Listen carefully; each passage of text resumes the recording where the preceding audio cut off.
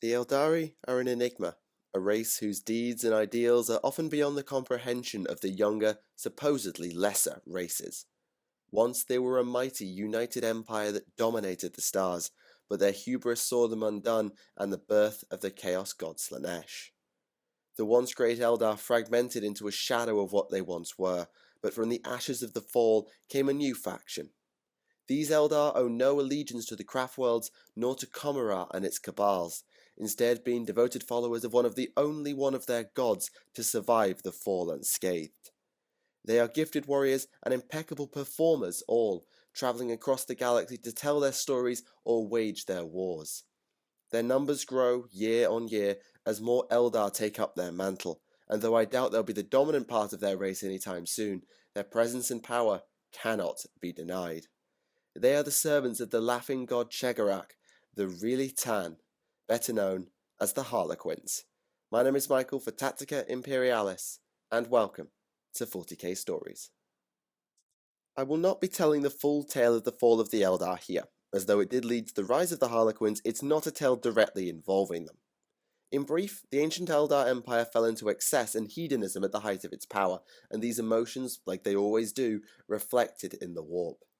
Eventually, this coalesced into a being dormant at first but growing all the time. This was Slaanesh, fourth of the Chaos Gods, and its birth screen caused catastrophic damage to its creators. The Eldar died in their billions and the race fragmented, with the Craftworlders and the Commorrights being the main factions in the immediate aftermath. If you thought the mortal race had fared poorly, their gods had it even worse. Almost all of the Eldar pantheon were shattered or consumed by the newly birthed Slaanesh, with only two fully known survivors. Isha is now a prisoner of Nurgle, the Lord of Decay snatching her from Slaanesh at the last moment, but one god remains free, supposedly hidden within the webway. Cegorach, the Laughing God, who escaped while Slaanesh fought and shattered Kayla Mensha Kane.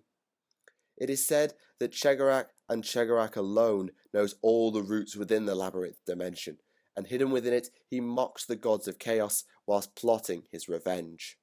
In M33, a millennia or two after the birth of Slaanesh, a new faction of Eldar first appeared, devoted worshippers of the Laughing God all that stood apart from both Craftworld and Commorragh. They were the Harlequins, assumedly named due to Cegorach's nickname as the Great Harlequin. Like the Dark Eldar, they do not use the Spirit Stone technology of the Craftworlds to preserve their souls upon death, but unlike the Drukhari, they trust in Cegorach to protect them rather than live forever from the suffering of others. We don't actually know how successful this idea is, but since Slaaneshi armies have not referenced any different, I suspect the Laughing God does at least keep the majority of the fallen Harlequin souls safe from She Who Thirsts.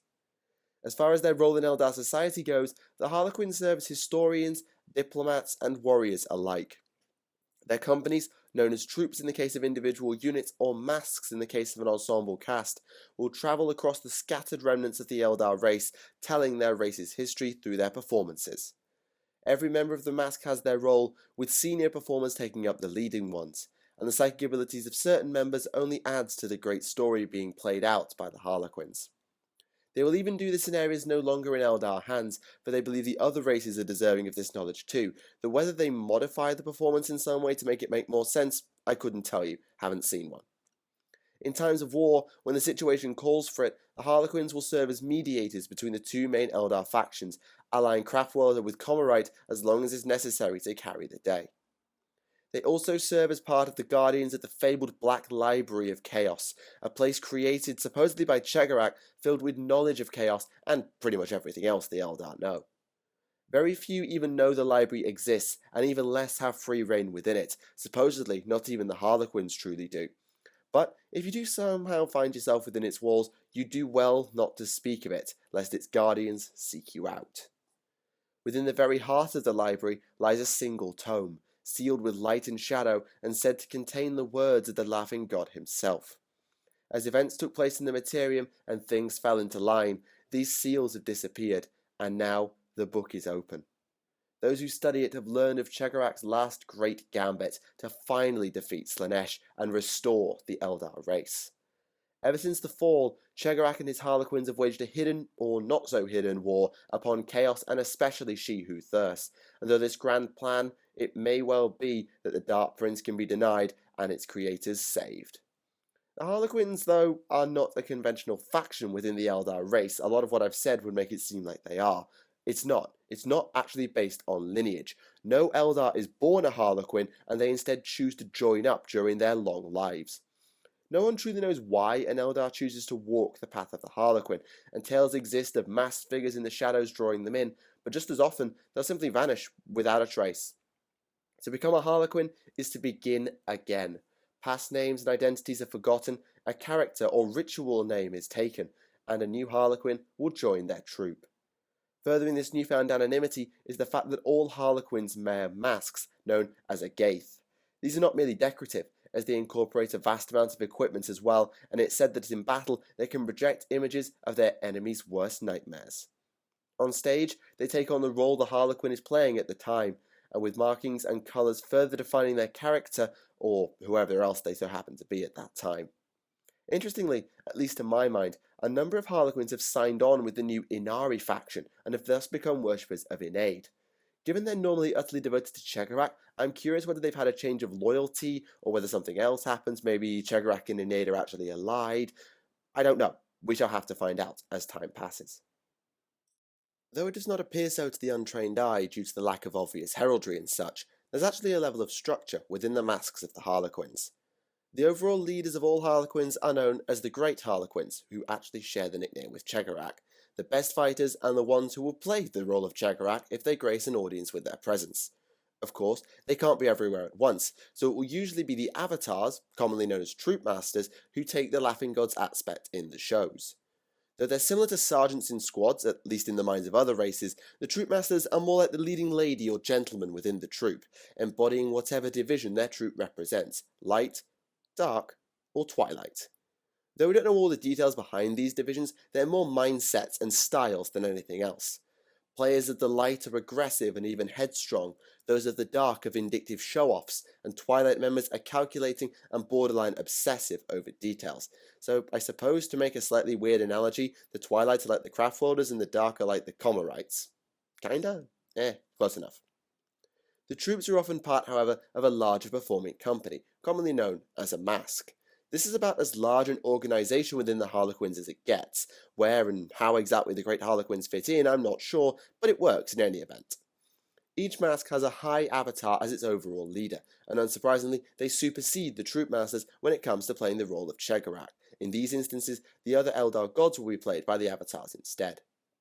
Interestingly, the leading role will therefore not often go to the high avatar. The most difficult and high-profile roles actually go to an individual known as the Master Mime. The mimes are part of and yet separate from the troops of a mask, serving as both advertisers off the battlefield and infiltrators/assassins on it. The Master Mime also serves as, in effect, the chief strategist for a mask for things not involving straight up running into something and hitting it in the face. The other command element within a mask is the High Warlock, and by extension, the Warlocks below them. As far as I can tell, these Warlocks are interchangeable from the ones of the Craftworld Seer Councils. The High Warlock, whilst not as high-ranking as the High Avatar, but more like their direct second, has the authority to split off avatars from troops if needed. Suffice it to say, therefore, they carry a fair bit of clout. Alongside these elements, many masks also include some specialist performers, so to speak, who fill unique roles on the stage and at war. The first is the Death Jester who, surprise surprise, plays the role of Death in the Harlequin performances. Unlike many individuals associated with death, however, especially given their skull-faced aspect, the Death Jesters are not grim or foreboding individuals at all. Rather, they are still, as their name suggests, jesters, but their sense of humour has a sadistic streak at least a star system long. For them, killing an enemy is not enough. They must be killed in an inventive, usually horrifying manner that also carries a hefty dose of irony. Other Harlequins do find the Death Jesters amusing, but it's also a touch unsettling. Their shrieker cannon makes them incredible fire support, but they can often be heard laughing to themselves or bowing after a particularly good kill, so I'm not surprised they find them a bit creepy. Oh, and their costume integrates the bones of the previous Death Jester from the troop or the mask, just in case you weren't creeped out already. On the other hand, there are the Shadow Seers, the most enigmatic of all the Harlequins. Their masks are blank, and they only ever act under pseudonyms. They're psychers, but not in the same way as the Farseers of the Craftworlds. Rather than scry and bend the fates to their will, they deal in sensory manipulation and misdirection. That's not to say they're not seers, it's in their name after all, but they act to ensure everyone plays their proper role as opposed to literally manipulating destiny. They act as envoys to both Craftworld and Comorragh. In fact, they're the only psychers welcome and free to move within the Dark City, even finding themselves on the councils of Archons and Homunculi from time to time. When with their fellow Harlequins on stage, Shadowseers are the ones to play the role of Fate. Again, no surprises there. And they'll use their hallucinogenic grenade launchers to, I assume, help make their performances that bit more convincing. Being a psyker probably helps as well, I suppose. It is also said by some that the Shadowseers know the doom of all their compatriots. Considering they're the ones now studying Cegorach's grand scheme, I wouldn't be surprised if they did somehow, and I'm sure it's a very heavy burden to bear to know how every single performer around you is going to meet their end. Yeesh. However, there is one type of Harlequin who stands apart from the masks, only joining for a battle or performance for one time only maybe, before moving on, whilst normally hiding within society out of sight. They are the Solitaires, and they are utterly terrifying, feared even by the Eldar, believed if not confirmed that they are in effect blanks. Their soul is said to have already been claimed by Slaanesh, with only a gamble by Cegorach perhaps saving them, but this only drives the Solitaires to reap as great a tally as possible before their eventual death. Unfortunately, they're such an ill omen that a horrible death awaits those who even speak to a Solitaire. A chance touch or a word exchanged with one usually means that suicide is the best thing you can do, because trust me, you don't want fate to play out. The only time a conversation is had with a solitaire is when they perform, and it's always done in a ritual form as part of the dance. In said dances, the solitaires have one role, only one role, that of Slaanesh itself, as any others who try it will go insane, and their horned masks bear a small amount of semblance to She Who Thirsts as part of this. The only performance that requires the solitaire is known simply as the dance, which tells the tale of the fall via about 20 performers. I won't detail the full thing here, but it's likely an incredible performance to watch. This role is of course something worthy of respect amongst the Eldar, even if they're just as terrified of the solitaires too. I mean, you're dancing as Slaanesh. That's got to be scary. In battle, the solitaire is pretty much unstoppable. Seriously, they'll put just about anyone to shame in terms of agility and combat prowess. More than capable of taking out squads of enemies alone, if there's one Eldar you really don't want to fight, it's a solitaire. They're also one of the few Harlequins allowed total free reign in the Black Library, believed touched by Cegorach himself with a level of his insight into the fall. But as asking them invites a grisly demise, I can't really ask one to check now, can I? Oh, and if you needed any more evidence that the solitaires are absolutely ludicrous on toast, one of them was able to outdance the Mask of Slaanesh, a demon whose dances are so powerful as to kill their enraptured audiences. Yeah, if you weren't convinced by solitaires by that, then I don't know what I have to say. Though we only likely know them by their stage names or other pseudonyms, there are a few famous Harlequins that I wish to draw attention to. The first is probably the most important of the Harlequins to the Imperium's continued survival, Shadowseer Silandri Veilwalker from the Mask of the Veiled Path. This lot are as devious and manipulative as Harlequins get, and have actually been involved with a lot of big events in especially dark Eldar history. It's said they struck a deal to aid with the rise of Asdrubael Vecht, and they set Lady Malice on her road to meeting and dealing with Cegorach. Veilwalker herself was around, at least as a projection, when Prince Uriel took up the Spear of Twilight, convincing the prince to wield what would later be discovered to be a crone sword. I'd be interested to know whether at that time she was already working alongside a future ally of hers, Eldrad Ulthran of Craftworld Ulthwé. The two being allied would make a measure of sense, as Silandri also took many steps to protect Eldar domains and or the Webway. Luring both Tau and Tyranids to a world to keep them out of the Labyrinth dimension would probably be a good example of this. Most recently, however, she actually, to an extent, invited members of the younger races into the Webway, leading them to a meeting with Eldrad and on to their fate. Having previously guided Belisarius' call to join the defense of Cadia against Abaddon the Despoiler, she made sure that the Imperials fleeing the doomed Fortress world found their way to the Webway via the ice world of Kalisus, or was it Klyzus? I can't remember. Veilwalker was then absent for a time, only returning during the Terran Crusade alongside Cypher of all people. Don't ask, don't know. They saved the returned Robert Gilman from their capture at the hands of Fightweaver and the Red Corsairs, and accompanied them at least as far as Luna. There, it was Vale Walker who trapped Magnus the Red within the Redway, allowing Gilman and co. to make it home to Terra, but she and her Harlequins were not present in the aftermath. Also, I'm sorry, my pronunciation just went terrible. The other particularly famous Harlequin was also a Shadowseer, though their involvement was in a much earlier period of history, confusingly early in fact. Lariel Ray was also an agent of Eldrad Ulthran, dispatched during the War of the Beast in M32. Those of you paying attention will know that the first Harlequins appeared in M33, so I'm not quite sure how this stacks up, but then again, the first Harlequins were probably full survivors, so it's not impossible. Lariel's mission was perhaps even more improbable than anyone else's. Infiltrate the Imperial Palace to deliver a message to none other than the Emperor of Mankind. And they actually got pretty close, only being stopped at the final barrier of the Eternity Gate by the Adeptus Custodes. All save the Shadowseer were killed by the Custodians under Captain General Beyruth, but rather than be executed, she was spared by the intervention of Draken Vangerich and the Inquisition's representative on the High Lords of Terra, who took her for interrogation. Amazingly, she didn't escape, but survived anyway, which is so anti-imperial in nature that I did a double take when I learned of it. Lariel stated repeatedly that she came in peace, and that Craftworld Ulthway had actually becalmed the warp in and around Segmentum Solar to try and help the Imperium against the Orcs. We don't know how much of a difference it made, but eventually the beast was of course defeated on Ullanor, and another Inquisitor freed the Shadowseer in the hopes of securing a measure of alliance with the Eldar. It was never going to be anything concrete, more that they would hopefully be a bit dependable. We never heard of Ray again after that, so I suspect that said alliance was a completely false hope. Yeah, I mean, what were you expecting, Inquisitor? Come on, it's the Eldar.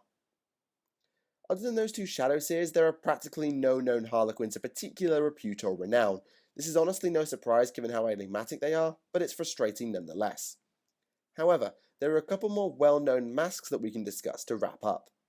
The first is the Mask of the Midnight Sorrow, probably the most dedicated of all to the War on Chaos, and the first mask confirmed to have appeared after the Fall.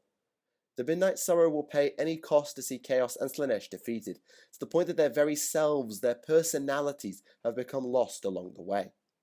Their battles are only against the ruinous powers, their dances almost always tell of the fall, and they only speak in ritual form, similar to how one addresses a solitaire.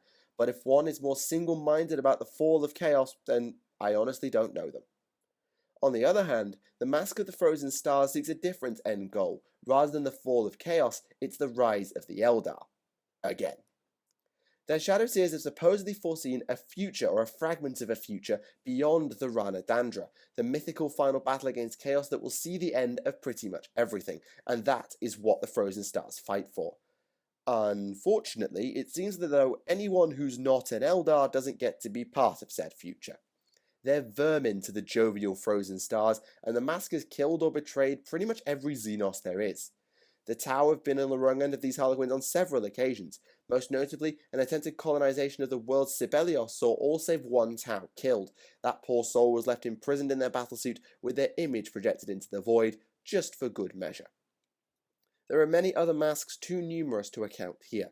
The utterly silent Shroud, the ever ironic or extravagant murderers of the Reaper's Mirth, and the meticulous assassins of the Weeping Dawn, to name just a few. I thoroughly recommend looking into more of them. They're incredibly diverse in both mindset and task, not to mention appearance. It's actually really fascinating if you take the time. So end the tales of the Harlequins. The servants of the Laughing God are certainly no laughing matter, lightning-fast warriors with exotic war gear and more than a few tricks up their diamond-checked sleeves. Though they all truly fight for the defeat of Chaos, the ideologies of their troops and masks are far from uniform, even before counting the three divisions. Away from the field, they're incredible storytellers and performers, perhaps the closest approximation most of the galaxy has to Eldar historians with their myriad dances. That said, while seeing a Harlequin show would be an amazing experience, I certainly wouldn't want to be around when a mask goes to war.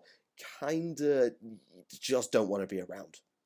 Now, I think our little excursion through Warp and Webway has given enough of a non-imperial break, since I know you humans love banging on about your precious empire.